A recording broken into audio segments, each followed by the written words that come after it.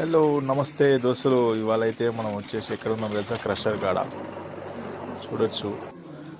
ఈ క్రషర్ వచ్చేసి బసిరెడ్డిపల్లిలో అయితే ఉంటుంది. బసిరెడ్డిపల్లి నుంచి లోపలికి అయితే ఉంటుంది. సో మనమైతే ఒక టన్ను కంకర కస్టమర్ అడిగిందని తీసుకురావడానికి అయితే వచ్చినాము.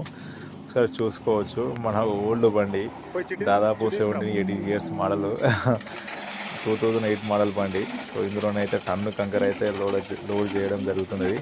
చూడండి ఎలా లోడ్ చేస్తారో. కొంతమందికి తెలియదు, దానికోసమే ఈ వీడియో అయితే తీస్తున్నాను. చూడొచ్చు.